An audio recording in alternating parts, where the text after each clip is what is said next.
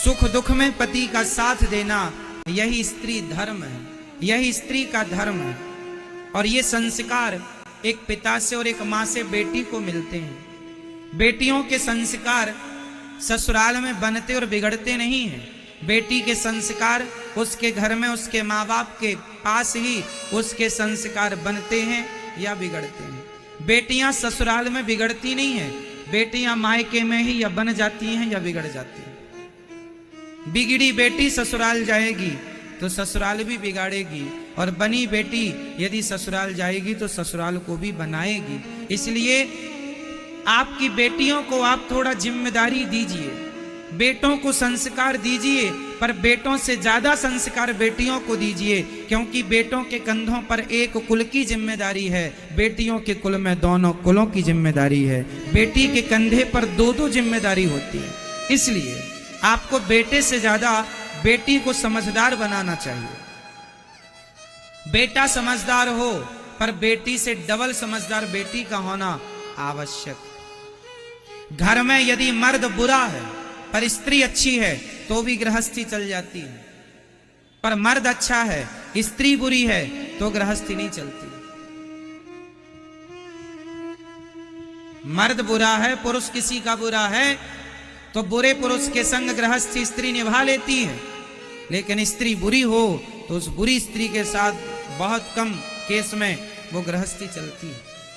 इसलिए पुरुष से ज्यादा समझदार स्त्री का होना जरूरी है। इसलिए बेटे का जन्म भाग्य से होता है और बेटी का जन्म सौभाग्य से होता है। कहते हैं हर बेटी के भाग्य में बाप होता है, हर बेटी के भाग्य में बाप होता है, पर हर बाप के भाग्य में बेटी नहीं होती। हर बेटी के भाग्य में बाप होता है, भले जन्म देते मर जाए पर बाप तो होगा ना कि मेरा बाप कोई था। हर बेटी के भाग्य में बाप होता है, पर हर बाप के भाग्य में बेटी नहीं होती। बेटी किस्मत वालों को मिलती है।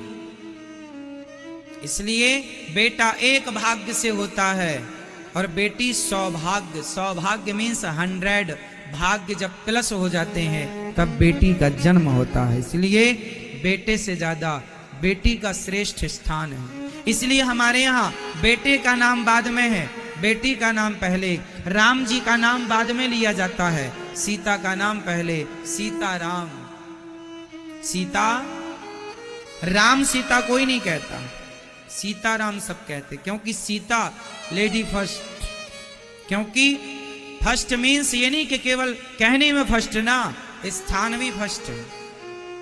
हमारे सनातन धर्म में जितना सम्मान एक स्त्री का है उतना सम्मान किसी का नहीं। हमारे सनातन धर्म में सबसे अधिक सम्मान नारी का है। हमारे यहाँ नारी को देवी कहा जाता है। हमारे भारत में केवल हिंदू, पूरी दुनिया में केवल हिंदू ऐसा है जो कन्याओं को बुलाकर उसके पांव में माहौर लगाकर उसे देवी मानकर उसको भोग लगाकर उसको चरण वंदन करता है। हमारे घर देवी आई है, हमारे घर लक्ष्मी आई है। दुनिया में और कोई धर्म ऐसा नहीं है जो नारी का इतना आदर करता हो कि कन्याओं के पांव धोकर पीता हो। केवल हिंदू लोग कन्याओं को देवी मानकर उनके चरणामृत लेकर के और देवी मानकर नवरात्रि में या इत्यादि दिनों में पूजा करते हैं। हमारे यहाँ बच्चियों को, बेटियों को देवी माना जाता है, दुर्गा माना जाता है, लक्ष्मी माना जाता है। केवल हमारे सनातन धर्म में ये सम्मान है। आप अन्य धर्मों को उठाकर देख लीजिए, वहां नारी केवल भोग की वस्तु है। वहां नारी की हैसियत केवल भोग की वस्तु की तरह है, वहां कोई सम्मान नहीं है अन्य धर्मों में नारी का। हमारे यहाँ नारी का इतना सम्मान है कि बेटे के लिए लिखा है कि जननी जन्म भूमश्च स्वर्गादपि गरीयसी। माँ के चरणों में जन्नत होती है, माँ के चरणों में स्वर्ग होता है। इसलिए नारी का सम्मान, और नारी तब श्रेष्ठ होगी जब उसके माँ बाप से बेटी को श्रेष्ठ संस्कार प्राप्त होंगे। एक बार बेटी को संस्कार दे दिया ना तो वह बेटी आपका कुल खानदान तो संवारेगी, लोक परलोक संवार देगी आपका और खुद का। क्या सही है क्या गलत है? किसी से भी प्यार कर लेना और किसी से भी प्यार करके अपने माँ बाप से ना बताना और अपने आप को ही होशियार मानना, यही बेटियों की सबसे बड़ी गलती होती है। आजकल की बेटियां अपने माँ बाप को बेवकूफ समझती हैं। कुछ बेटियां, हमारे माँ बाप तो कुछ नहीं जानते, हम बड़ी हो गई हैं, हम आत्मनिर्भर हो सकती हैं, हम सेल्फ डिपेंड हैं, हमें किसी के सहारे की जरूरत नहीं है, किसी की सलाह एडवाइस की जरूरत नहीं है, हमें कोई आवश्यकता नहीं। और उसी का परिणाम है कि 35 टुकड़े हो जाते हैं।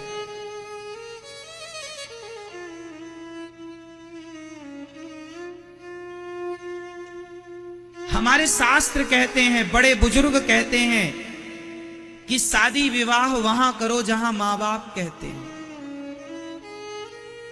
गलत ट्रैक पर ना जाओ, ना जाओ, ना जाओ। लेकिन आज के मॉडल जमाने को कौन समझाए?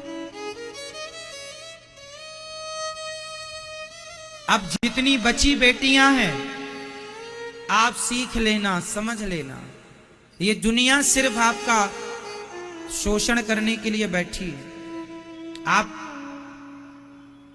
अब देखो ना, किसी लड़के के संग वो लड़की जाकर रह रही है, उसके माँ बाप को गलत जानकारी दे रही है, वो कह रही है कि हम सखियों के साथ हैं, सहेलियों के साथ, पर रह रही है लड़कों के साथ, लड़के के साथ। फिर अपने माँ बाप की आंखों में धूल झोंक रही है। इससे नुकसान किसका हुआ? हुआ ना नुकसान। आपका झूठ आपकी जान लेगा, आपकी गलती आपको दंड देगी, किसी और को नहीं। इसलिए अपनी अपनी बेटियों को समझा दो। प्यार का भूत सवार हो जाता है कुछ लड़कियों को। प्यार करना बुरा थोड़ी है, प्यार करना चाहिए, परंतु प्यार किससे करना चाहिए? माता सीता ने राम जी से क्या प्यार नहीं किया? क्या माता सीता ने राम जी से प्यार नहीं किया? किया। प्यार करने का थोड़ी कोई मना कर रहा है। शादी कर लो, अपने पति से प्यार करना, अपनी पत्नी से प्यार करना। शादी के पहले ही आजकल लोग संबंध बना लेते हैं।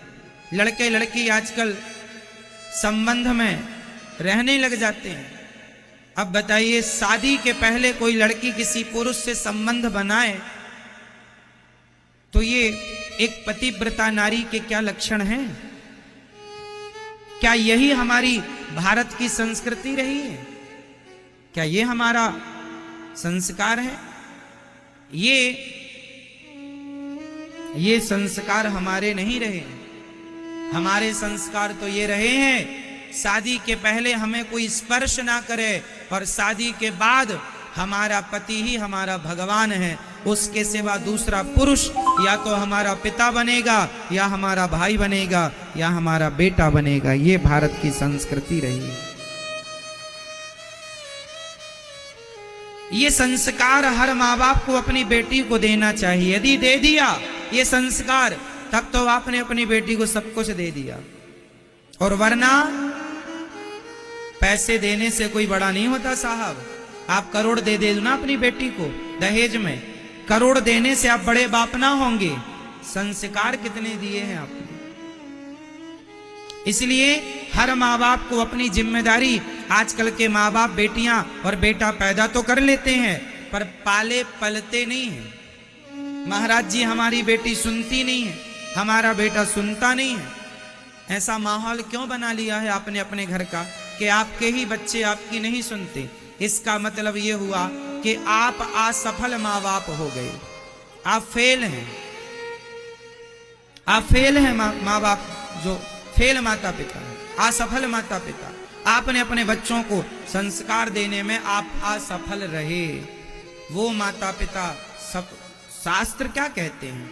माता शत्रु पिता वैरी, ये न बालो न पाठिता, न शोभते सभा मध्य, हंस मध्य वको यथा। वह माता पिता शत्रु हैं जो अपने बेटा और बेटी को अच्छे संस्कार नहीं देते, अच्छी शिक्षा नहीं देते। शत्रु हैं वह। माता शत्रु, पिता वैरी, पिता दुश्मन है। यदि आपने अपने बच्चों को सही समय पर सही संस्कार नहीं दिए तो दीजिएगा बेटियों को संस्कार, और अपनी बेटियों को ये केस जरूर दिखाइएगा कि देख लो आंखें फाड़ फाड़ करके जो तुम्हें प्यार का भूत सवार है। ये दुनिया जो लड़की के 35 टुकड़े हुए, इस लड़की ने भी उस लड़के से प्यार ही तो किया था। क्या किया था? प्यार किया था। लेकिन उस लड़के के पास तो ऐसी 4 लड़कियां और थीं, उसके पास तो ऐसी 4 और थीं, तो उसने काट दिया। जिसे तुम प्यार कहती हो मेरी बेटी हो, मेरी बहनों, प्यार नहीं है, वो वासना है, वासना। कब समझोगी इतनी सी बात? सामने वाला तुमसे प्यार नहीं करता, केवल अपनी शरीर की भूख आपके द्वारा आपसे मिटाना चाहता है। आप केवल उसका शिकार हैं। आपका वो शोषण तब तक करेगा जब तक उसका जी नहीं भर जाएगा, और जी भरने के बाद उसने भी उस लड़की का खूब शोषण किया, जी भर गया, पेट भर गया तो 35 टुकड़े कर दिए। यही तो हो रहा, भर गया जी। अब उसने बनाया होगा दबाव कि हमसे शादी करो, अब जब तुमने हमारे शरीर का शोषण किया शादी करो। इसने शादी से मना किया, उसने जिद की तो इसने उसको मार दिया। ये हो रहा है। अब पता नहीं ये बहन बेटियां जरा सी बात को कितनी देर में कब समझेंगी। नहीं समझोगी तो कहीं तुम्हारी भी ये दुर्गति ना हो।